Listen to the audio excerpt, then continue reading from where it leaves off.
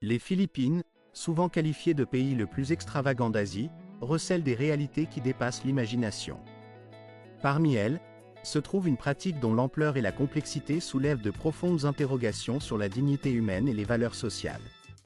Il est difficile d'ignorer la réalité qui consiste à acheter une femme pour seulement 500 $, une somme qui, pour certains, peut sembler dérisoire face à la valeur qu'elle représente pour ces femmes issues de pays en difficulté. La question qui en découle est choquante. Comment une société peut parfois échanger, en toute légitimité ou non, la dignité d'une personne contre une chance, aussi fragile soit-elle, d'accéder à une autre vie? Les Philippines ont acquis une réputation tristement célèbre en tant que plus grand exportateur de mariés en Asie. Un phénomène qui, depuis plusieurs décennies, concerne des femmes qui épousent des étrangers par l'intermédiaire d'intermédiaires spécialisés, souvent désignés sous le nom de « mariés de correspondance ». Ce commerce humain, qui alimente une controverse persistante, a connu une évolution notable avec le temps. Initialement, ces unions avaient pour origine des immigrants américains ou occidentaux, en quête d'épouses dans leur pays d'origine. Ces mariages, souvent arrangés par les familles, se faisaient à partir de photographies, d'où leur nom de « mariés à partir de photographies ». La majorité de ces unions étaient le fruit d'accords familiaux, où chaque partie espérait une issue favorable. Au fil du siècle dernier, cette pratique s'est considérablement répandue, s'étendant bien au-delà de ses premières origines. Aujourd'hui, le phénomène s'est internationalisé, porté par un réseau complexe d'agences matrimoniales opérant dans le monde entier.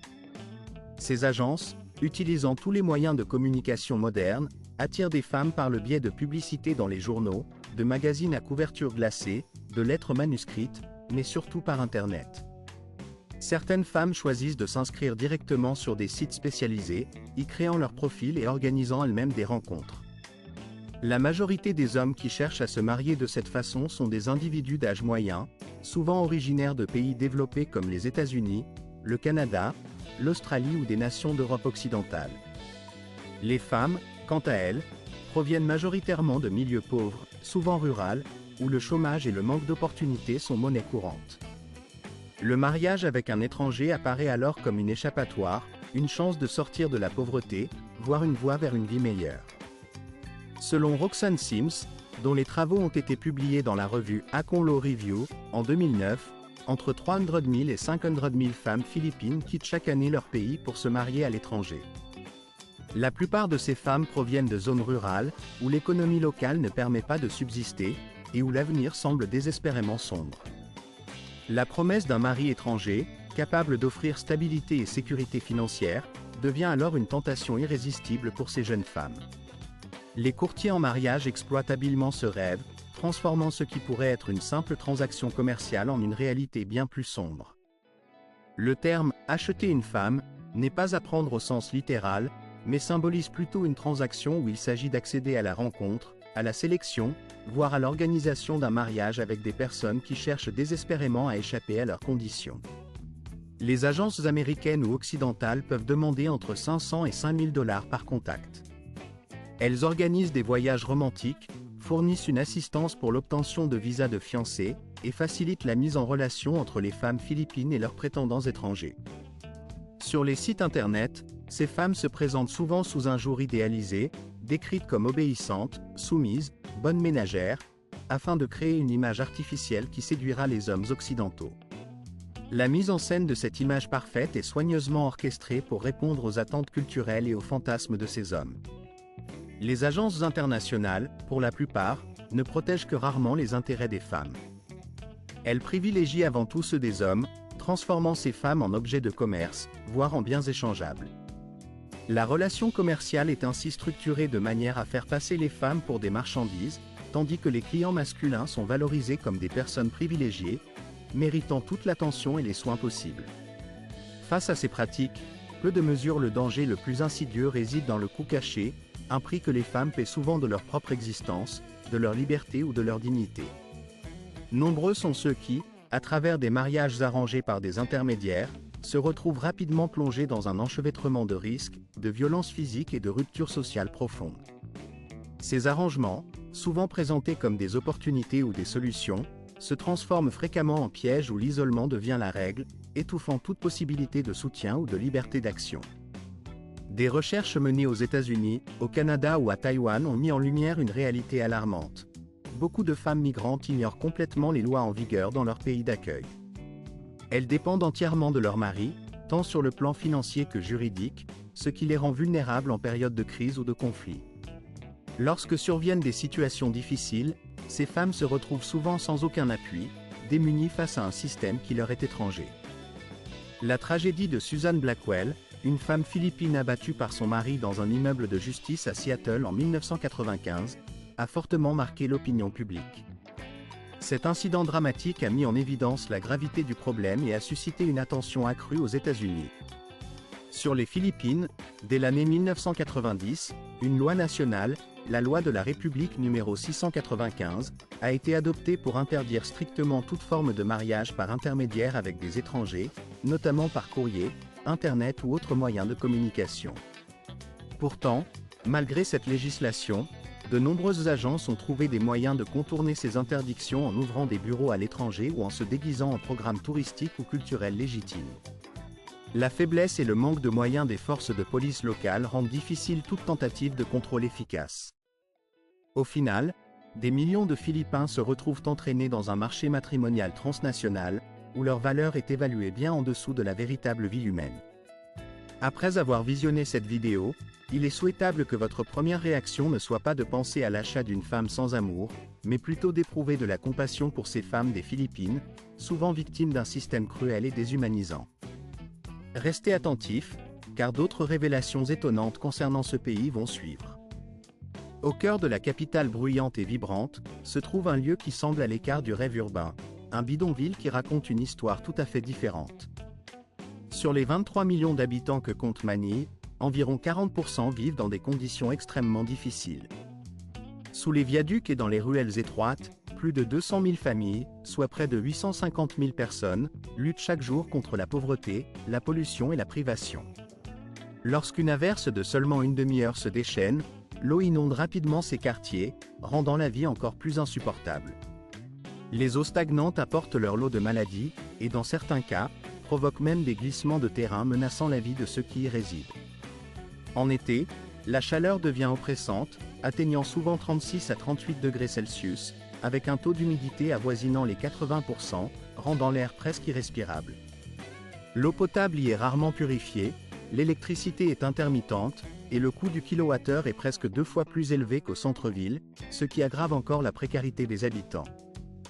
Les rues, étroites, humides, encombrées de déchets, abritent plus de 2600 personnes par mille carré, ce qui représente une densité 5 fois supérieure à celle de la zone centrale de Manille. La majorité de ces habitants survivent grâce à des emplois précaires, à temps partiel ou informels. Les agents de sécurité y gagnent entre 500 et 600 pesos par jour, soit environ 8 à 10 $, tandis que d'autres travailleurs, embauchés dans certains marchés, peuvent espérer atteindre environ 8000 pesos par mois, soit à peu près 140 $.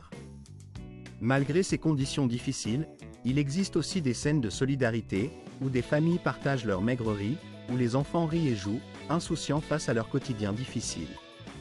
Ces habitants doivent faire face non seulement aux maladies, aux catastrophes naturelles, mais aussi à une politique de réinstallation stricte, qui même le plan du gouvernement visant à éliminer progressivement l'exploitation des anciens jeepneys, ces emblèmes culturels de grande taille, tout en étant également de puissants polluants, suscitent des débats et des résistances.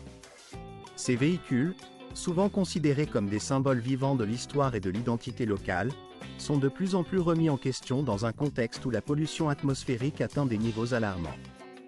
En effet, il est estimé que plus de 60% des voitures en circulation fonctionnent encore avec des moteurs diesel obsolètes, ce qui accentue la pression exercée pour leur retrait progressif.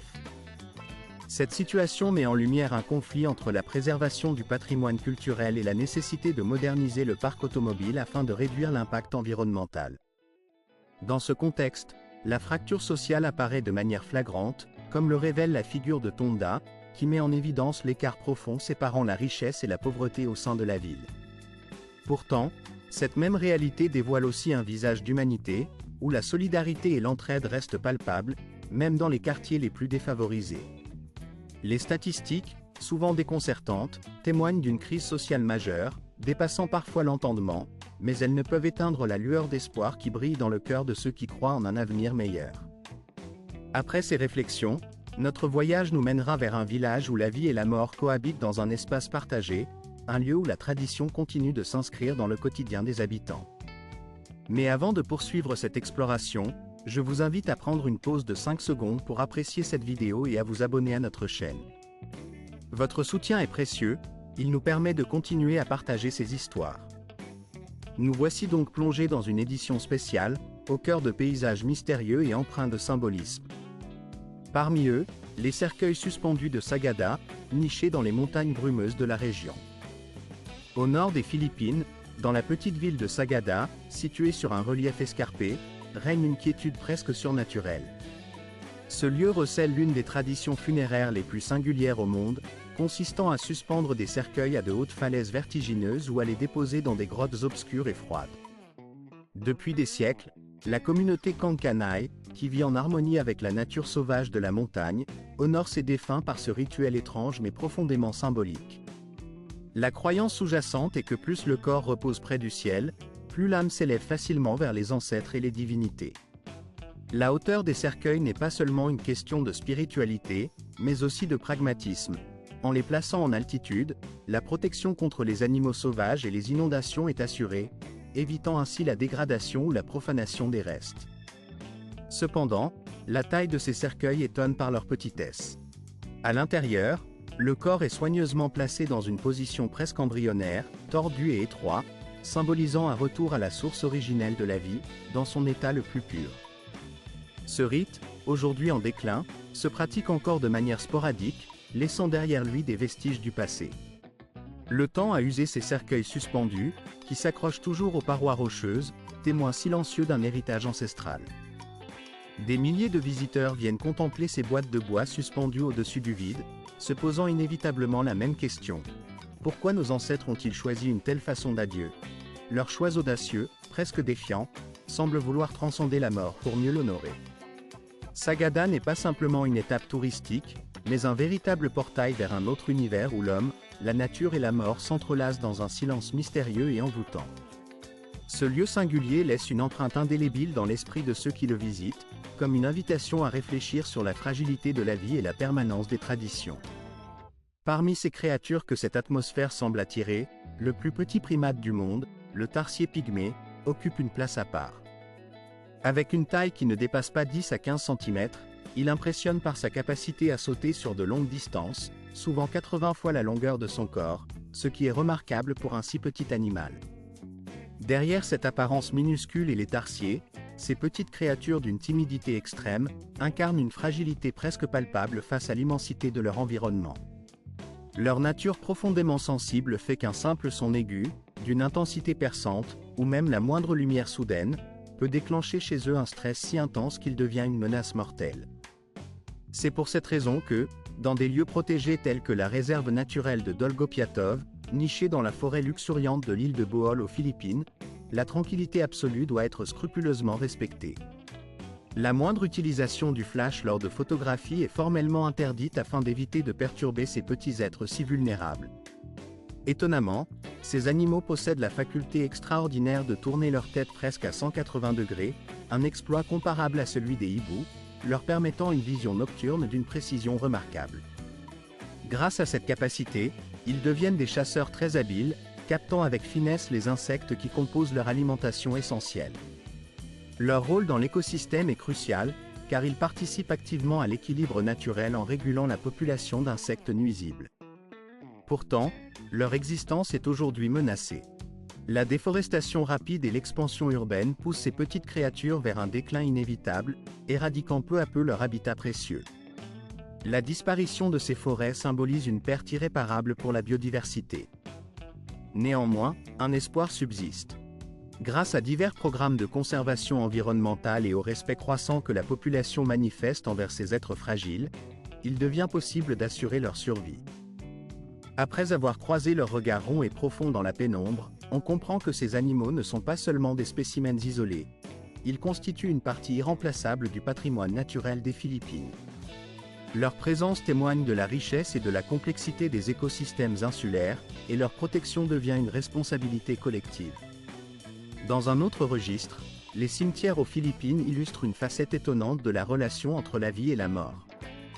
Ces lieux, traditionnellement perçus comme des espaces de repos éternel, se transforment souvent en véritables villages vivants, où des milliers de personnes cohabitent dans une proximité étonnante. Le cimetière du nord de Manille, par exemple, s'étend sur une superficie d'environ 54 hectares, où jadis plus de 800 familles vivaient dans des conditions précaires.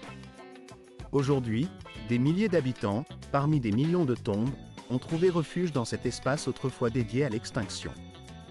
Les pierres tombales, mausolées en pierre, ont été réinvesties en logements temporaires, tandis que les chemins entre les tombes, autrefois sacrés, ont été recouverts de terre et de briques pour créer des voies praticables. En plus d'être un lieu de résidence, ce cimetière est également devenu un centre commercial animé. Des stands installés parmi les tombes proposent de l'eau de coco fraîche, du café, des frites, des beignets, voire de petits jardins d'enfants improvisés. La journée du 2 novembre, lors de la fête de la Toussaint, voit cet endroit devenir un véritable théâtre de rassemblement familial, où les proches viennent honorer leurs ancêtres avec ferveur.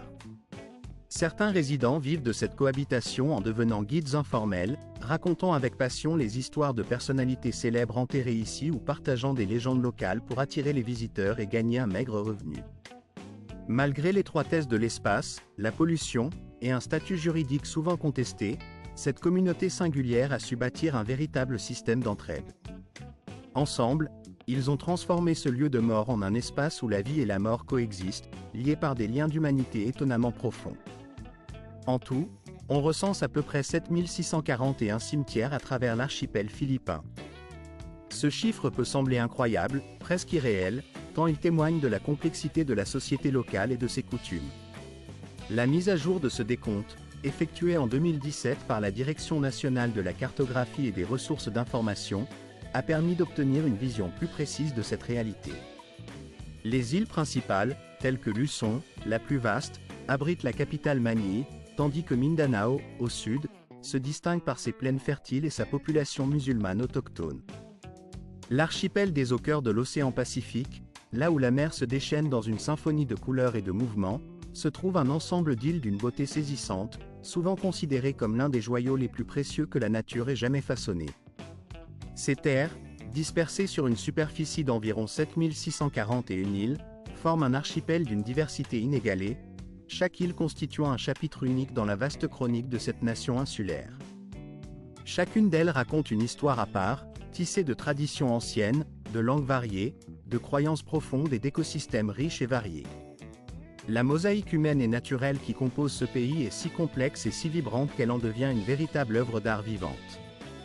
Selon les données de la revue National Geographic, les Philippines figurent parmi les pays les plus riches en biodiversité sur la planète. La richesse de leur faune et de leur flore se manifeste particulièrement dans leurs récifs coralliens et leurs eaux côtières, où la vie marine foisonne dans une explosion de couleurs et de formes. Ces îles se trouvent précisément dans le triangle de corail, cette région du globe où se concentre la majorité des espèces de coraux connues, soit plus de 75% de toutes celles recensées dans le monde. La superficie totale de leurs récifs dépasse les 36 000 km², un espace marin qui abrite une myriade d'espèces de poissons rares, souvent endémiques, et constitue un véritable paradis pour les amateurs de plongée et de nature sauvage. La richesse écologique de ces eaux en fait un trésor national, une perle écologique qu'il faut préserver avec une vigilance extrême, sous peine de voir disparaître à jamais cette biodiversité unique. Malgré cette abondance, une grande partie de l'archipel demeure peu peuplée. Sur les plus de 7641 îles, seulement environ 2000 personnes vivent en permanence. La majorité de ces terres restent vierges, sans nom ni habitation, où la nature se déploie dans sa pureté originelle, intacte face à l'empreinte humaine. Ces îles inhabitées représentent à la fois un rêve pour les chercheurs, une opportunité précieuse pour le développement d'un tourisme durable et une réserve scientifique de premier ordre pour la recherche au XXIe siècle. Cependant, cette immensité insulaire pose aussi de farouches défis. Gouverner un archipel aussi vaste, assurer la souveraineté sur ces territoires dispersés, protéger ces écosystèmes fragiles contre les risques liés aux catastrophes naturelles, et promouvoir un développement équilibré constituent des tâches d'une complexité extrême. Les Philippines figurent parmi les pays les plus vulnérables au changement climatique. La montée du niveau de la mer, les tempêtes tropicales déchaînées avec une intensité croissante, et l'érosion côtière menacent directement des centaines de petites îles. Nombreuses sont les communautés côtières, dont la subsistance dépend principalement de la pêche, qui se voient contraintes à des déplacements forcés, tandis que leur mode de vie ancestral s'efface peu à peu. La menace de la disparition de ces peuples et de ces modes de vie traditionnels est une réalité tangible, pesant lourdement sur la conscience nationale. Pourtant, malgré ces défis, la position géographique stratégique de l'archipel entre la mer de Chine méridionale et l'océan Pacifique en fait un véritable carrefour maritime et culturel. C'est un lieu où se croisent et se mélangent les influences espagnoles, américaines, chinoises et islamiques, façonnant une identité plurielle d'une richesse exceptionnelle, avec plus de 175 langues et dialectes autochtones parlés sur tout le territoire. Chaque île, grande ou petite, contribue à la mosaïque nationale, incarnant la diversité et la complexité d'un pays dont la richesse dépasse largement les apparences tropicales. Si l'on cherche un endroit sur Terre où chaque pas pourrait ouvrir la porte à l'inconnu, c'est sans doute aux Philippines qu'il faut regarder, ce pays qui figure parmi ceux dont la biodiversité est la plus remarquable au monde. Bien au-delà de la simple image d'un archipel tropical, ces îles constituent un véritable trésor écologique, une pierre précieuse façonnée par la nature. Elles forment un microcosme de vie, un royaume où la biodiversité endémique et rare dépasse celle de nombreux grands États, offrant un refuge inestimable à des milliers d'espèces uniques. Selon le rapport de l'Union internationale pour la conservation de la nature, conjointement avec Conservation internationale, les Philippines appartiennent à la catégorie des 27 pays méga-divers du globe. Le territoire des Philippines abrite une biodiversité d'une richesse exceptionnelle, avec plus de 52 000 espèces différentes qui y vivent en harmonie ou en compétition, formant un véritable mosaïque de la vie. Parmi celles-ci, près de la moitié sont endémiques, c'est-à-dire qu'elles ne se rencontrent nulle part ailleurs dans le monde, témoignant ainsi de l'histoire évolutive unique de cet archipel. La recherche publiée en 2020 dans la revue Frontiers in Biogeography met en lumière la particularité de la plus grande île, Luzon, qui, à elle seule, abrite une diversité impressionnante d'espèces, notamment plusieurs espèces d'oiseaux endémiques et une multitude de mammifères qui ne se retrouvent que dans cette région. Sur l'île de Mindoro, les forêts tropicales, encore protégées, abritent une faune rare et fragile, comme le tamarao, un buffle nain dont le nombre total ne dépasse pas quelques centaines d'individus, ce qui en fait une espèce particulièrement vulnérable face aux menaces croissantes. Sous l'eau, l'écrin de biodiversité atteint des sommets de splendeur. La barrière de corail triangulaire, située au centre mondial du transport maritime, constitue un véritable sanctuaire où plus de 75% de tous les coraux constructeurs de récifs se développent, accompagnés de plus de 2000 espèces de poissons, chacune jouant un rôle vital dans cet écosystème complexe. Parmi ces trésors marins, les récifs de Tubataa, inscrits sur la liste du patrimoine mondial de l'UNESCO, illustrent à merveille la grandeur de cette vie sous-marine, un spectacle à la fois fragile et impressionnant. La biodiversité ici dépasse de loin les simples chiffres, car elle a été façonnée par l'isolement géographique et une histoire évolutive singulière. L'archipel, composé de plus de 7000 îles séparées par des mers vastes et profondes, a offert à de nombreuses espèces la possibilité de se développer en solitaire, au fil de millions d'années, créant ainsi un éventail d'organismes uniques. Parmi eux, le tarsier, primate minuscule aux yeux gigantesques, est une espèce emblématique qui ne se trouve qu'à Bohol et dans quelques autres lieux isolés, témoignant de cette diversité restreinte et précieuse. Cependant, ce paradis naturel est aujourd'hui gravement menacé. Selon le rapport du Fonds mondial pour la nature, les Philippines comptent parmi les pays où la déforestation progresse le plus rapidement en Asie. En à peine un siècle, le pays a perdu environ 97% de ses forêts primaires, ce qui met en péril de nombreuses espèces endémiques. La pression exercée par le braconnage, l'exploitation forestière illégale, l'expansion agricole et le changement climatique contribuent à l'extinction imminente de ces formes de vie rares et précieuses. Les coraux, sensibles aux fluctuations de température, subissent également les effets dévastateurs du réchauffement climatique, avec des phénomènes de blanchissement massif qui menacent leur survie dans un contexte de mondialisation et d'urbanisation rapide. Avez-vous déjà visité ces terres fascinantes ? Partagez vos impressions sur la richesse de leur nature et de leurs merveilles dans les commentaires, afin que d'autres puissent découvrir la splendeur de cet archipel exceptionnel. Quand il est question de catastrophes naturelles, les Philippines ne se limitent pas à un simple point chaud géographique, mais incarnent un véritable supermarché des calamités, où chaque rayon regorge d'événements dévastateurs. Situé sur la ceinture de feu du Pacifique, ce pays est aussi exposé aux typhons qui, chaque année, frappent en moyenne une vingtaine de tempêtes d'une puissance redoutable. Depuis plus de 16 années, les Philippines occupent le sommet mondial du classement des risques liés aux catastrophes naturelles, et ce, jusqu'à aujourd'hui. Plus de 60% du territoire et près de 74% de la population vivent sous une menace constante d'inondations, de glissements de terrain, de séismes, de tsunamis ou de sécheresse, une réalité effrayante qui ne faiblit pas avec le temps. Selon les dernières données disponibles, le pays reste en tête du classement mondial en matière de vulnérabilité, confronté non seulement aux tempêtes dévastatrices, mais également à des volcans en éruption régulière, à des tremblements de terre fréquents et à des pluies diluviennes provoquant des glissements de terrain destructeurs. La Croix-Rouge a d'ailleurs popularisé l'expression « Supermarche ». La catastrophe la plus infâme et dévastatrice à avoir frappé ces terres insulaires fut sans aucun doute le super typhon Haiyan, connu localement sous le nom de Yolanda, qui s'abattit en cette année de 2013. Cette tempête d'une violence inégalée fit tomber sur la région une pluie de destruction, emportant avec elle plus de 6300 vies humaines, laissant derrière elle un sillage de douleur et de désolation. Plus de 28 000 personnes furent blessées, parfois gravement, et près de 551 000 maisons furent anéanties, balayées par la furie du vent et des eaux. Des vagues gigantesques, atteignant souvent 5 mètres de hauteur, déferlèrent avec rage, inondant la ville de Tacban et engloutissant tout sur leur passage. La scène était apocalyptique, des villages entiers réduits en ruines, des familles dévastées, des paysages bouleversés à jamais, et des images qui hantent encore les esprits, témoins d'un chaos sans nom.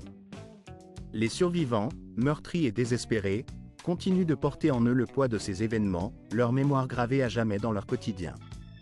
La catastrophe n'était pas seulement une tempête, mais la manifestation d'un danger plus vaste et plus insidieux qui plane sur l'archipel des Philippines. En effet, cette région se trouve à la jonction de plusieurs plaques tectoniques, notamment la plaque eurasienne et la plaque pacifique, qui se rencontrent avec une fréquence alarmante. En moyenne, chaque année, cette zone est secouée par environ 817 tremblements de terre d'une magnitude de 4 ou plus, ce qui équivaut à peu près à une secousse toutes les 10 heures, dans un rayon de 300 km. Parmi ces secousses, celles d'une magnitude 6 se produisent environ une fois tous les 15 mois, tandis que celles atteignant 7 sur l'échelle de Richter surgissent en moyenne une fois tous les 3 ans. Ces secousses sismiques ne se contentent pas de fissurer les bâtiments ou d'endommager les routes. Elles peuvent déclencher des avalanches meurtrières et provoquer des glissements de terrain qui emportent tout sur leur passage, laissant derrière eux un paysage dévasté. À cela s'ajoutent les volcans, nombreux dans cette région insulaire, avec plus de 300 volcans répartis sur les différentes îles, dont 24 sont encore actifs. La Langue, la deuxième plus grande éruption de cette nature, eut lieu le 13 mai 2025, lorsque deux volcans, le Langue et le Canon, explosèrent simultanément, projetant dans le ciel des nuages de cendres atteignant 4 km d'altitude. Chaque éruption provoque un chaos indescriptible, recouvrant villages et champs d'une couche épaisse de cendres, tandis que la lave, en descendant rapidement le long des pentes, menace tout sur son passage. En un instant, la terre tremble, le ciel s'obscurcit, et la nature révèle tout son caractère sauvage et imprévisible. Les Philippines, avec leur multitude de volcans et leur vulnérabilité face aux tremblements de terre, incarnent à la fois la beauté et la fureur de la planète. La péninsule, lieu de nombreux rituels ancestraux, voit aussi se dérouler chaque année une cérémonie d'autoflagellation connue sous le nom de pénitence. Pendant la Semaine Sainte, dans les rues de Pampanga, les lagons, et même au cœur de Manille, résonnent des sons étranges mêlant prières silencieuses et cris de douleur. Ce n'est pas une simple manifestation de foi, mais une pratique profondément religieuse, parmi les plus extrêmes et controversées des Philippines. Sous un soleil brûlant, des groupes de participants, pour la plupart des hommes, dissimulent leur visage derrière des bandages ou des tissus, et marchent pieds nus sur un sol chaud et abrasif. Armés de bambous qu'ils utilisent comme fouet, ils frappent leur propre corps dans un rythme implacable, jusqu'à ce que le sang perle à travers leurs vêtements, témoignant de leur sacrifice. Certains portent de lourdes croix en bois, qu'ils tirent derrière eux ou portent sur leurs épaules, tandis que d'autres vivent une véritable crucifixion, avec des clous enfoncés dans leurs mains ou leurs jambes, imitant la souffrance du Christ. Mais pourquoi accepter volontairement une telle douleur, une telle humiliation? Pour beaucoup, Cette pratique repose sur la croyance que la douleur physique purifie l'âme, qu'elle est une forme de pénitence nécessaire pour expier ses péchés ou pour accomplir pour eux. La foi ne se limite pas à une simple croyance ou à une peur religieuse, elle incarne une conviction pure, transcendante, quelque chose d'au-dessus des doutes et des incertitudes qui habitent souvent l'esprit humain. La foi devient une expérience intime, une force qui dépasse la logique et la peur, une confiance absolue en des valeurs sacrées qui guident chaque étape de leur vie. Cependant, l'Église catholique, en tant qu'institution, n'a pas toujours approuvé officiellement ces pratiques extrêmes, notamment la pénitence sanglante qui, dans certains rites, peut comporter des risques graves pour la santé. Elle a souvent mis en garde contre les dangers d'infection, de perte de sang importante ou de coups de chaleur, insistant sur la nécessité de préserver la vie et la santé des fidèles. Les autorités sanitaires, à plusieurs reprises, ont également exprimé leur inquiétude face à ces rituels, proposant des alternatives plus sûres pour la repentance et la purification de l'âme, tels que le jeûne modéré, la prière fervente ou encore des actes de charité sincères. Pourtant, pour une grande majorité de Philippins, ces cérémonies ne se résument pas à de simples traditions ancestrales ou à des pratiques folkloriques. Elles constituent un véritable parcours spirituel, un voyage intérieur où la douleur corporelle se mue en gratitude profonde, une forme de sacrifice volontaire qui confère un sens particulier à leur foi. Le sang, dans ces rituels, n'est pas seulement une manifestation de souffrance physique, mais aussi un cri désespéré vers le divin, un pacte silencieux entre l'âme et le sacré. À chaque coup, à chaque blessure, ils voient au-delà de la douleur immédiate, ils perçoivent la présence de croyances sacrées, un acte de sacrifice de leur propre corps pour une cause divine, une manière de se rapprocher de leur Dieu dans une démarche de foi extrême. Oserais-tu t'engager dans un tel rituel, témoin de l'un des actes les plus controversés qui puissent exister dans la religion aux Philippines? Peut-être te surprendras-tu à vouloir observer ces pratiques de près, ou même à y participer, tout en étant conscient des enjeux spirituels et culturels qui les entourent. Partage alors tes premières impressions, tes questions ou ton étonnement dans les commentaires, car c'est un voyage au cœur d'une foi intense, ancrée dans une société où la religion occupe une place centrale. Les Philippines, en tant que seul pays asiatique où la majorité de la population se réclame du christianisme, occupent une position singulière sur la vaste carte religieuse du continent. Sur ce territoire, dominé par le bouddhisme, l'islam et l'hindouisme, la foi chrétienne occupe une place unique, façonnant la vie quotidienne autant que la culture nationale. Selon le Bureau national de la statistique, en 1929, plus de 92% des résidents se déclaraient chrétiens. Parmi eux, environ 81% étaient catholiques, tandis que le reste appartenait à des églises protestantes, évangéliques ou à des confessions indépendantes. La foi catholique, au-delà d'un héritage étranger venu d'Europe, s'est profondément enracinée dans l'âme de cette nation insulaire. Elle constitue une composante essentielle de leur identité, influençant la politique, la culture et la vie quotidienne. Cette religion trouve ses origines dans la longue période de domination espagnole, qui s'étend de 1565 à 1898. Lorsqu'en 1521, l'explorateur Ferdinand Magellan arriva sur ces îles, il apporta avec lui non seulement la boussole et la bannière, mais aussi la croix, la Bible et une nouvelle foi. Dès cet instant, le catholicisme commença à se répandre à travers les archipels, étroitement lié à la processus d'hispanisation de la population indigène. Des dizaines de milliers d'églises, de monastères et de statues de saints furent érigées, témoignant de la puissance de cette religion nouvelle. Au fil du temps, les rites catholiques traditionnels, baptême, mariage, procession, furent progressivement adaptés aux pratiques locales, créant une fusion entre la foi importée et la culture indigène. Parmi ces manifestations religieuses, certains festivals emblématiques illustrent cette alliance entre sacré et tradition populaire. À Manille, par exemple, la fête de Chiapa rassemble chaque année des millions de pèlerins qui touchent la statue du Noir Nazaréen, croyant en ses pouvoirs de la jeunesse contemporaine se distingue par son ouverture d'esprit, sa tendance à embrasser des idées libérales, et son immersion dans un univers numérique où médias et mouvements en faveur de l'égalité occupent une place centrale. Ces jeunes générations s'efforcent activement de faire avancer des réformes sociales et culturelles, tout en conservant une foi sincère en l'avenir. Cependant, leur vision dépasse souvent ce que proposent les institutions traditionnelles. Ils rêvent d'un monde où l'accès à des outils gratuits, ouverts et modulables, tels que les logiciels libres, serait la norme. Leur ambition consiste à obtenir des droits fondamentaux, notamment celui de choisir librement son genre et son orientation sexuelle, ainsi que d'accéder plus facilement à la contraception, ce qui leur apparaît comme une étape essentielle vers une société plus juste et égalitaire.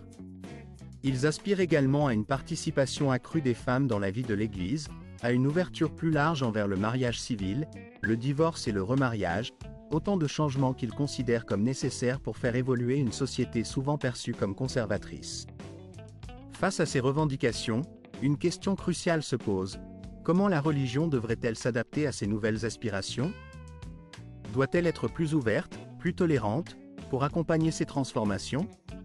Chacun est invité à réfléchir à cette problématique, à exprimer ses opinions dans les commentaires, tout en restant attentif à ce qui va suivre. Car après cette réflexion, nous aborderons un phénomène singulier qui marque la société philippine, celui des mariages de masse. Lorsqu'on évoque la Saint-Valentin, l'image qui vient généralement à l'esprit évoque des roses, des chocolats et des déclarations d'amour en tête-à-tête, sous la lumière tamisée de bougies.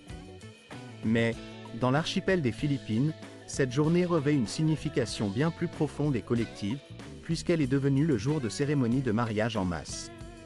Ces événements ne se limitent pas à de simples gestes romantiques. Ils prennent une dimension religieuse, culturelle et humanitaire, symbolisant l'union de milliers de couples à travers tout le pays. Chaque année, dans des villes comme dans des zones rurales, des couples convergent vers des lieux variés tels que les églises, les salles communautaires ou encore les mairies, pour échanger leurs vœux devant un prêtre, un maire ou un officiel local. Ces cérémonies sont devenues une tradition profondément ancrée dans la vie quotidienne des Philippins. Selon des sources telles que le Philippine Daily Inquirer ou CNN Philippines, il n'est pas rare que plus d'un millier de couples soient célébrés simultanément lors de ces événements, rassemblant des dizaines de milliers de personnes dans un esprit collectif d'amour et de communauté. Les mariés, vêtus de costumes traditionnels, portant souvent des fleurs, échangent leurs vœux puis scellent leur union par un baiser officiel, accompagné de musique, de prières, de rituels et d'applaudissements chaleureux. Ces moments, empreints de romantisme, sont aussi empreints d'une réalité plus dure, celle de nombreux couples qui vivent ensemble sans pouvoir ou sans vouloir se marier officiellement. Pour eux, la cérémonie du jour de la Saint-Valentin constitue une occasion de transformer leur cohabitation en une union reconnue par la loi et par l'Église, leur permettant de garantir à leurs enfants des droits en matière de propriété et d'héritage. Souvent, tous les frais liés à l'enregistrement du mariage, aux vêtements, aux photographies ou même à une modeste friandise offerte par les collectivités locales sont couverts par l'État ou par des associations. Ces cérémonies, au-delà de leur aspect romantique, incarnent un esprit communautaire profond et une volonté de préserver et de transmettre les traditions. Dans une société où la religion joue un rôle déterminant dans la vie quotidienne, la légitimation du mariage, qu'il soit religieux ou civil, contribue à dissiper le sentiment de péché associé à la cohabitation hors mariage selon la doctrine catholique. Les couples, en choisissant de se marier à cette occasion, perçoivent leur union comme un acte sacré, bien plus qu'une simple célébration festive. Pour les communautés locales, ces mariages massifs sont aussi une démonstration tangible d'un engagement social et solidaire, un signe de soin et de solidarité envers leurs membres. À Manille, à Davao, à Cebu ou dans d'autres régions, ces cérémonies prennent une ampleur considérable, souvent soutenues par des ONG, des sponsors privés ou même par des artistes, illustrant ainsi l'importance culturelle et sociale que revêt cette tradition dans la société philippine.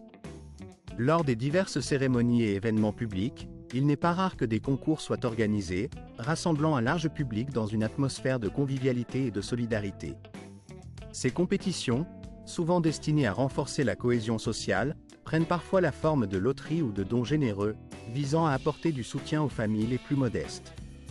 À cette occasion, des cadeaux tels que du riz, des articles ménagers ou d'autres biens essentiels sont distribués afin d'alléger le quotidien des personnes en situation de précarité. Ces initiatives altruistes ne se limitent pas à de simples gestes ponctuels. De nombreux maires, soucieux de renforcer leurs liens avec la population locale, n'hésitent pas à organiser eux-mêmes des cérémonies de mariage de masse, rassemblant ainsi plusieurs couples dans une même célébration. Par cette démarche, ils cherchent à insuffler un sentiment d'unité et de confiance, tout en affirmant leur engagement envers les valeurs familiales et la solidarité communautaire. Lorsqu'on évoque le mariage collectif aux Philippines, notamment à l'occasion de la Saint-Valentin, on ne peut s'empêcher de souligner que cet acte dépasse la simple célébration amoureuse. Il devient une déclaration publique de loyauté, de respect des traditions et de force collective. La fête de l'amour ici se mue en un véritable symbole de la cohésion sociale, où chaque union scelle aussi l'unité d'une communauté soudée par ses valeurs ancestrales. Cependant, ces traditions chaleureuses contrastent fortement avec la réputation que le pays a longtemps portée à l'échelle mondiale. Les Philippines sont souvent considérées comme l'un des États les plus corrompus au monde, une réalité attestée par leur score de seulement 33 points sur 100 à l'indice de perception de la corruption élaboré par l'organisation Transparency International. Au fil du temps, cette situation a placé le pays dans le tiers inférieur du classement mondial, révélant l'étendue profonde de ce fléau. La corruption ne se limite pas à quelques individus ou à des niveaux inférieurs de l'administration. Elle s'enracine dans les structures mêmes de l'État, infiltrant chaque niveau de gouvernance. L'ancien président Rodrigo Duterte lui-même a reconnu que la corruption était si profondément implantée que la seule solution durable résidait dans une refonte complète du système. Parmi les scandales ayant éclaté, celui du scandale Pastilla, qui a défrayé la chronique, est emblématique. Il s'agissait d'une affaire impliquant le Bureau de l'immigration, où des fonctionnaires auraient perçu des dizaines de milliers de pesos en pots de vin pour permettre l'entrée incontrôlée d'étrangers visiteurs. Les rapports indiquaient que jusqu'à 90% des employés de cette institution étaient concernés par ces pratiques illicites. La crise sanitaire provoquée par la pandémie de Covid-19 a également mis en lumière l'étendue de la corruption dans le pays. Des anciens dirigeants de sociétés d'État, notamment dans le secteur de l'assurance maladie, ont été accusés d'avoir détourné des milliards de pesos à travers des transactions fictives d'approvisionnement, ce qui n'a fait qu'aggraver la crise sanitaire et alimenter la méfiance de la population envers ces institutions. Les conséquences de cette corruption systémique sont désastreuses, elles épuisent le budget national, freinent les investissements dans le capital humain, poussent davantage de ménages dans la pauvreté et entravent la réalisation d'un développement durable. Pour sortir de ce cercle vicieux, il est impératif que la transparence et la discipline dans le secteur public soient renforcées. Ce n'est qu'en adoptant une gestion plus rigoureuse et en assurant une reddition de comptes sincère que les Philippines pourront consacrer davantage de ressources à l'éducation, aux soins de santé ou encore aux infrastructures vitales, améliorant ainsi considérablement la vie de millions de ses citoyens. Au-delà des enjeux politiques, une symbolique profonde se cache dans le drapeau national. En effet, ce pavillon, simple en apparence, recèle un message discret mais puissant, souvent méconnu du grand public. Lorsqu'on retourne ce drapeau, il devient le symbole silencieux d'un pays en état de guerre, une déclaration implicite que la nation se trouve en période de conflit ou de crise. À première vue, le drapeau se compose de deux bandes horizontales, l'une bleue en haut et l'autre rouge en bas, accompagnées d'un soleil doré au centre, entouré de 3 étoiles. Pourtant, derrière cette conception épurée se cache une signification bien plus profonde. La couleur bleue, associée à la paix et à la justice, évoque la période où le pays aspire à la stabilité et à l'harmonie. La bande rouge, quant à elle, symbolise le patriotisme ardent, la détermination. Un drapeau dépasse de loin la simple fonction d'un morceau de tissu destiné à orner un mât ou un mur. Il incarne, en réalité, la mémoire collective d'une nation, la voix silencieuse de son histoire, et le reflet de ses valeurs profondes. Chaque élément, chaque couleur, chaque symbole qui le compose porte une signification précise, inscrite dans le temps et dans la conscience d'un peuple. Les 8 rayons de soleil qui ornent ce drapeau symbolisent l'éveil de ces premières provinces insurgées contre l'oppression, unissant en un seul motif la lutte de ces territoires pour leur liberté. Les 3 étoiles brillantes, quant à elles, représentent Luzon, Visayas et Mindanao, les 3 grandes régions qui, malgré leurs différences, se sont rassemblées sous cette bannière commune, unies par une idée forte, celle de l'indépendance et de l'unité nationale. Même dans les moments où l'ombre d'un conflit menaçant plane sur la nation, l'on voit les citoyens lever les yeux vers ce symbole. Si, d'en haut, la traînée rouge d'un drapeau qui se déploie s'étend dans le ciel, cela rappelle à tous que le courage demeure nécessaire face à l'adversité. Ce drapeau, l'un des plus impressionnants au monde, ne se distingue pas uniquement par sa conception élaborée, mais aussi par sa capacité à parler sans mots, à exprimer une fierté et une identité profondément ancrées dans le cœur de chaque citoyen. Dans un monde envahi par la culture du hamburger et des frites, une marque asiatique s'est imposée, défiant la domination de géants comme McDonald's. Au fil des années, cette enseigne a su garder une oreille attentive aux évolutions du marché tout en conservant son essence.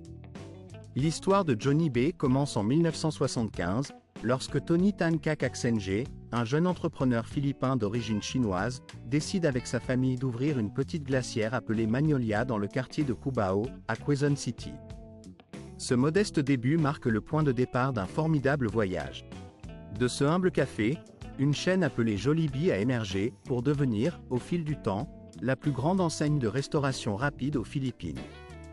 Aujourd'hui, elle possède plus de 1000 établissements dispersés à travers tout le pays, avec des centaines d'autres à l'étranger, notamment en Amérique du Nord, au Moyen-Orient et en Europe. En 1978, le nom officiel de l'enseigne apparaît, remplaçant l'appellation initiale JB, et arborant une petite abeille joyeuse vêtue d'un smoking rouge, symbole de convivialité et de dynamisme. Pour de nombreuses familles philippines, posséder ce logo est devenu bien plus qu'un simple signe commercial. C'est un talisman, un symbole d'événements heureux, de fêtes d'anniversaire, de vacances en famille, ou encore de la première bouchée d'un hamburger. La particularité de Jollibee réside dans sa capacité à fusionner deux mondes, celui des classiques américains de la restauration rapide et celui de la culture philippine. La carte propose ainsi des plats qui mêlent habilement ces deux univers. On y trouve des spaghettis aux saveurs sucrées, agrémentés de saucisses rouges, des frites croustillantes, du poulet chick joy nappé d'une sauce épaisse et savoureuse, ainsi que des burgers garnis d'ananas. Cette combinaison familière et profondément locale crée instantanément chez les Philippins un sentiment d'appartenance, rendant chaque visite chez Jollibee comme un retour chez soi, peu importe où l'on se trouve dans le monde. L'expansion de Jollibee a surpris bien des observateurs, notamment parce qu'elle a dépassé les résultats de McDonald's aux Philippines. La chaîne a conquis une part de marché considérable, devenant l'une des marques les plus appréciées en Asie. À New York ou à Los Angeles, il n'est pas rare de voir de longues files d'attente devant une nouvelle ouverture, preuve de son rayonnement international. Cependant, l'histoire de Jollibee ne se limite pas uniquement à la restauration rapide. Elle raconte aussi celle d'une réussite locale qui a su gagner le cœur d'un peuple, incarner son identité nationale et diffuser la culture philippine bien au-delà de ses frontières. Dans le monde actuel, il semble presque impensable que certains pays maintiennent encore l'interdiction du divorce, pourtant, aux Philippines, cette pratique demeure totalement prohibée. Ici, aucune loi ne permet aux époux de se séparer officiellement par un divorce.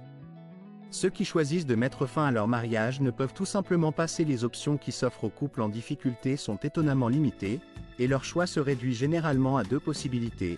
D'un côté, la séparation légale, qui, malgré la rupture annoncée, maintient leur statut de mariés sur le papier, et de l'autre, l'annulation du mariage, un processus bien plus complexe, coûteux, long et souvent difficile à obtenir, bien que considéré comme une solution plus définitive. La loi en la matière, en vigueur depuis plus de 70 ans, a été profondément influencée par le catholicisme, dont l'impact a façonné un système juridique hérité de l'Espagne coloniale, un héritage qui continue de peser sur la législation contemporaine. Aujourd'hui, la majorité des États membres de l'Organisation des Nations Unies, notamment, refusent de reconnaître le divorce comme une option légale, à l'exception d'une petite minorité de musulmans philippins, qui peuvent, selon la loi islamique, divorcer. Quant aux 45% restants, pour qui le mariage reste souvent une source de malheur, la loi prévoit, dans certains cas, une peine d'emprisonnement à perpétuité pour ceux qui tenteraient de mettre fin à leur union par des moyens légaux. Cette réalité juridique, profondément ancrée, maintient des millions de personnes dans des relations sans amour, alimentant ainsi un conflit social et moral sur la nécessité ou non de légaliser enfin le divorce. En mai 2024, la Chambre des représentants a approuvé un projet de loi autorisant le divorce dans des circonstances graves, telles que la violence domestique ou l'infidélité, mais l'incertitude demeure quant à son adoption par le Sénat. La question cruciale reste donc en suspens. Peut-on vraiment envisager de dire adieu aux Philippines, et le divorce y sera-t-il un jour légalisé? La réponse à cette interrogation demeure incertaine, tandis que des millions de citoyens attendent, dans l'attente d'une décision qui pourrait changer leur vie à jamais. Par ailleurs, la capitale des Philippines est mondialement connue pour une autre passion nationale, le karaoké. Beaucoup croient à tort que cette pratique est née du Japon, mais la vérité est que le premier appareil à karaoké a été inventé par un homme originaire des Philippines, le talentueux Roberto Del Rosario. Ce n'était pas simplement une création d'un dispositif permettant de partager la musique et de chanter en groupe, mais aussi un acte ayant donné son nom à cette activité universelle. Le mot « karaoké » lui-même, qui désigne cette forme de divertissement musical, provient de cette invention philippine. Sur tout le territoire, le karaoké ne se limite pas à une simple invention technique. Il constitue une véritable manière de vivre. Dans chaque rue, dans chaque restaurant de rue, au détour d'un tricycle qui serpente à travers les embouteillages ou encore dans la cour d'une maison modeste, on entend résonner des chansons. Ici, nul besoin d'un prétexte particulier pour chanter, on le fait par joie, pour exprimer une tristesse profonde, ou simplement pour soulager la fatigue d'une longue journée. Il est estimé que 9 ménages sur 10 possèdent au moins une machine à karaoké, ce qui témoigne de l'omniprésence de cette pratique dans la vie quotidienne. Dès lors, il ne faut pas longtemps pour que, dès la tombée de la nuit, venues de chaque quartier, des soirées improvisées prennent vie, où l'on peut entendre des mélodies d'amour familières, que ce soit dans de petits bars, de bons restaurants ou même depuis le balcon d'un étage supérieur. Le karaoké aux Philippines dépasse largement le simple divertissement. Il est une expression de communauté, une source de joie collective, un vecteur de souvenirs précieux qui se transforme en chanson. Dans cet univers où la scène n'est pas une nécessité pour chanter et où la voix n'a pas besoin d'être parfaite pour être appréciée, cette pratique a évolué vers quelque chose de plus qu'un simple loisir. Elle incarne une véritable respiration communautaire, un lien social renforcé par la musique, un mode d'expression collectif qui unit les individus dans la célébration de la vie, des émotions et des souvenirs partagés. Les Philippines sont mondialement reconnues comme le royaume du karaoké, un véritable sanctuaire où la musique devient une seconde langue, une passion partagée par tous, des plus jeunes aux plus anciens. Dans ce pays, chanter en public n'est pas seulement un loisir, mais une véritable célébration de la vie, une communion collective qui unit les âmes dans un élan de joie et d'émotion.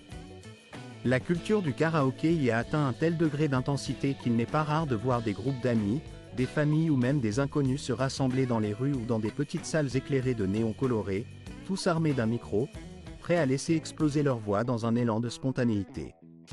La nuit tombée, certains quartiers se transforment en véritables scènes musicales où l'on peut entendre résonner des chansons populaires jusque dans les ruelles, transformant chaque soir en un festival improvisé de talent et de rire. Cette passion pour le chant collectif a forgé une identité culturelle vibrante, si bien que le pays a été surnommé la capitale mondiale du karaoké, un titre qui reflète à la fois l'enthousiasme débordant de ses habitants et leur amour indéfectible pour la musique. Par ailleurs, au cœur des traditions culinaires philippines, le balut occupe une place tout particulière, mêlant fascination et curiosité. Ce mets singulier consiste en un œuf de canard fécondé, soigneusement incubé durant une période de 17 à 18 jours. Pendant cette incubation, un embryon de canard se développe à l'intérieur de la coquille, laquelle reste fine et blanche, enveloppant ce petit être en devenir. C'est ce processus de maturation qui donne à ce plat son nom, balut saputi, littéralement traduit par « enveloppé de blanc », en référence à la coquille qui enferme cette vie naissante. La préparation consiste à faire bouillir ou à cuire à la vapeur l'œuf encore dans sa coquille, permettant ainsi au liquide riche et parfumé contenu à l'intérieur de se concentrer. Ce bouillon, puissant et goûteux, se forme dans la cavité jaune et les protéines, qui peuvent être aspirées à travers un petit trou percé dans la coquille, offrant une expérience gustative à la fois étrange et captivante. Avant de le consommer, les locaux aiment l'assaisonner avec du sel ou un mélange piquant composé de piment, d'ail, de vinaigre et de colomansi, un agrume local qui rehausse les saveurs. La dégustation commence souvent par un léger secouement de l'œuf pour répartir le goût, suivi de l'inhalation du bouillon chaud, avant d'éplucher délicatement la coquille pour accéder à la chair de canard tendre, à la texture crémeuse, et au jaune d'un jaune doré. La saveur qui en émane est une union singulière entre la richesse de l'œuf et une note charnue subtile, tandis que la coque molle offre une texture inattendue, presque caoutchouteuse, qui ajoute une dimension supplémentaire à la dégustation. Sur le territoire philippin, il est courant de vendre le balut dès la fin d'après-midi jusqu'à tard dans la nuit, souvent accompagné d'une bière glacée, pour accompagner cette expérience culinaire si particulière. Les habitants y ont une familiarité telle qu'ils en consomment dès leur jeunesse, en faisant une habitude réconfortante et une tradition transmise de génération en génération. Si la plupart des étrangers ressentent d'abord une hésitation ou une certaine répulsion face à l'aspect visuel et au goût inhabituel de ce mets, nombreux sont ceux qui, une fois la première bouchée tentée, deviennent de fervents amateurs. Et vous, seriez-vous capable d'oser goûter cette délicatesse unique, véritable symbole de la culture philippine ? N'hésitez pas à laisser votre avis dans les commentaires, en écrivant un si oui, ou un 0 sinon. Imaginez maintenant un paysage grandiose, s'étendant à perte de vue, où d'innombrables collines coniques, presque parfaites dans leur forme, s'éloignent dans l'horizon infini. Lors de la saison des pluies, ces reliefs sont recouverts d'un tapis de verdure luxuriante, leur donnant un aspect frais et vibramment vert, comme si la nature avait décidé de revêtir un manteau de velours épais. En revanche, durant la saison sèche, cette même scène se pare de teintes brunes profondes, comme si tout le paysage avait été figé dans un rêve de chocolat fondu. Et ce n'est pas une illusion. Devant vous s'étend conçue en l'année 1816, cette œuvre remarquable porte la signature du prêtre espagnol Diego Sera, un homme dont le rôle dépassait celui de simple guide spirituel. Non seulement il œuvrait comme pasteur, mais il se révélait également un maître doté d'un talent exceptionnel, un inventeur ingénieux dont la créativité ne connaissait pas de limite. Son chef-d'œuvre, un orgue d'une beauté singulière, se compose de plus de 1031 tuyaux, dont une majorité impressionnante, à savoir 292, ont été entièrement fabriqués à partir de bambou. La fabrication de ces tuyaux témoigne d'une maîtrise technique hors pair, une prouesse artisanale qui inspire l'admiration. La confection de cet instrument d'exception impliquait un processus minutieux. Les habitants du village, armés de patience et de savoir-faire, récoltaient le bambou, qu'ils faisaient d'abord sécher longuement au soleil brûlant, puis le trempaient dans le sable marin afin de le protéger contre les parasites. Chaque tuyau était ensuite soigneusement retourné dans une partie d'un mécanisme complexe, assemblé avec précision pour donner naissance à un orgue unique en son genre. Lorsqu'il se met à jouer, ses tonalités évoquent une chaleur rustique, une vibration authentique qui semble faire respirer la nature elle-même, comme si la forêt et la mer s'unissaient à travers la voix de cet instrument. Au fil des décennies, cet orgue a résisté vaillamment, défiant la destruction provoquée par diverses catastrophes et conflits armés, conservant ainsi son intégrité et sa magie intactes. Dans les années 70, il fut envoyé en Allemagne pour une restauration minutieuse, une opération qui lui permit de renaître de ses cendres. En 1975, l'orgue fit son retour triomphal dans son lieu d'origine, accueilli par des cris de joie, des applaudissements et des larmes de fierté qui coulaient chez tous ceux qui avaient contribué à sa sauvegarde. Depuis cette époque, chaque année voit la célébration du Festival international du bambou orgue, un rassemblement vibrant d'artistes et de touristes, tous désireux d'entendre de leurs propres oreilles la voix inimitable de cet instrument exceptionnel. En 2003, l'orgue a été officiellement reconnu comme un patrimoine culturel national, un trésor précieux des Philippines, attestant de son importance historique, artistique et symbolique. Aujourd'hui encore, ses sons puissants résonnent lors de concerts et de sermons dans la paroisse de l'église Saint-Joseph, où il demeure une œuvre d'art ancienne, soigneusement conservée avec amour et dévotion depuis 200 années. Par ailleurs, comparé à de nombreux pays voisins, la vie aux Philippines reste étonnamment abordable, notamment pour les étrangers et les résidents à long terme. Dans les grandes métropoles telles que Manille ou Cebu, un budget mensuel compris entre 500 et 700 $ suffit pour couvrir les dépenses essentielles d'une personne, hors loyer. Un appartement d'une pièce en centre-ville coûte généralement entre 400 et 700 $, tandis que dans les quartiers périphériques, il est possible de trouver des logements beaucoup moins chers, aux alentours de 200 à 350 $. La nourriture, quant à elle, demeure accessible. Une simple assiette dans un restaurant local se négocie à 2 ou 3 $, tandis que dans un établissement de niveau moyen, un repas coûte entre 10 et 15 $. Le réseau de transport en commun, constitué de jeepneys, de bus et de métros légers, est à la fois bien développé et peu coûteux, facilitant la mobilité quotidienne. Les coûts pour l'électricité, pour de petits appartements, oscillent généralement entre 40 et 60 $ par mois, tandis qu'un accès à l'Internet haut débit ne dépasse guère 25 à 35 $. Pour une famille composée de 4 membres, le budget mensuel nécessaire se situe entre 1 700 et 3 000 $, selon le mode de vie et le lieu d'habitation. Ce qui rend cette économie encore plus remarquable, c'est la stabilité de ses prix. En 2025, l'inflation demeure contenue à environ 2%, ce qui est parmi les plus faibles de la région. Cette stabilité économique contribue à maintenir un niveau de vie élevé, accessible aussi bien aux locaux qu'aux étrangers. Grâce à des dépenses raisonnables, à un climat tropical chaud et à la convivialité légendaire de ses habitants, les Philippines apparaissent aujourd'hui comme une destination idéale pour voyager, mais aussi pour s'y établir durablement, travailler ou fonder une nouvelle vie. Quelles particularités vous ont le plus surpris dans cette description ? Peut-être en connaissez, nous vous invitons chaleureusement à partager vos histoires dans la section des commentaires, car votre vécu et vos expériences suscitent un vif intérêt de notre part. Nous espérons sincèrement que la vidéo que vous venez de découvrir vous a plu et captivé votre attention. Si tel est le cas, n'hésitez pas à cliquer sur le bouton « J'aime » pour manifester votre appréciation, et pensez également à vous abonner à notre chaîne afin de ne manquer aucune de nos futures publications pleines de nouveautés et de contenus passionnants. Votre soutien précieux nous encourage à poursuivre notre effort de création, en élaborant des vidéos toujours plus enrichissantes et captivantes pour vous. Assurez-vous de rester à l'écoute en regardant la vidéo suivante, qui apparaîtra automatiquement à l'écran, car nous sommes convaincus qu'elle vous plaira tout autant. N'oubliez pas non plus de laisser un commentaire pour nous indiquer le pays que vous aimeriez que nous explorions lors de nos prochaines aventures, ce qui nous permettra de mieux orienter nos contenus et de répondre à vos envies. Nous vous remercions sincèrement d'avoir pris le temps de regarder, et nous avons hâte de vous retrouver dans la prochaine vidéo, pour continuer cette aventure ensemble.